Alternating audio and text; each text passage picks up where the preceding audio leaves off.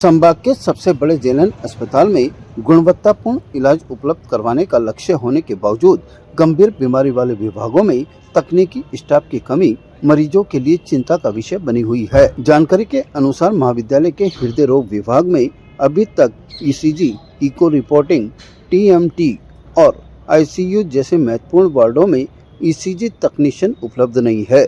इससे मरीजों को समय पर आवश्यक जांच न मिलने से उपचार प्रक्रिया प्रभावित हो रही है। इधर 2 वर्षीय ईसीजी तकनीशियन का प्रशिक्षण पूरा कर चुके दर्जनों युवा बेरोजगार बैठे हैं। प्रशिक्षित युवाओं ने बताया कि वे पूरा कोर्स करके भी नौकरी के इंतजार में हैं, जबकि अस्पतालों में तकनीशियनों की भारी कमी है। उनकी जगह नर्सिंग स्टाफ काम कर रहे हैं।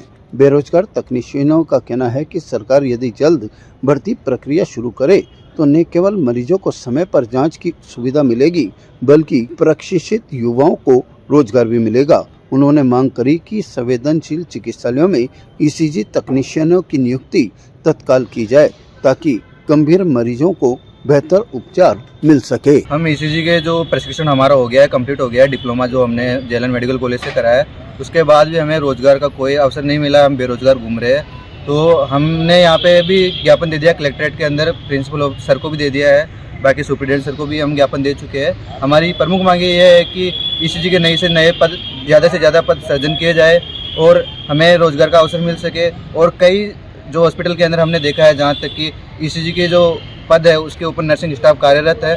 हम चाहते हैं कि नर्सिंग स्टाफ अपना काम करे और ईसीजी टेक्नीशियन को उसका कार्य करने का एक मौका मिलना चाहिए, ताकि जो बेरोजगार युवा है उन सबको एक नया अवसर मिल सके। हम लोग ईसीजी के बेरोजगार लोग हैं। ईसीजी करने के बाद में हम लोग अभी बेरोजगार है, क्योंकि जेएलएन मेडिकल जो हॉस्पिटल है वो पूरा अजमेर सभा का सबसे बड़ा हॉस्पिटल है। उसके बावजूद भी वहाँ सिर्फ 8 ईसीजी टेक्नीशियन है।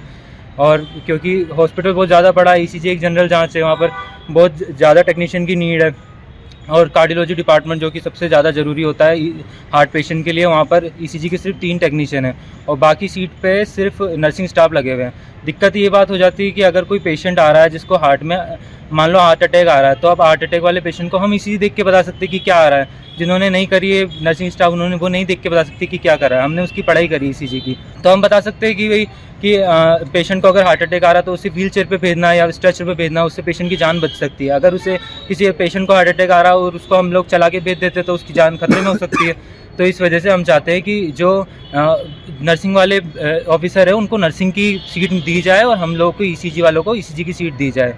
ताज़ा खबरों के लिए देखते रहें सरेराह न्यूज़। अपना फ़ोन उठाएं और सब्सक्राइब करना ना भूलें।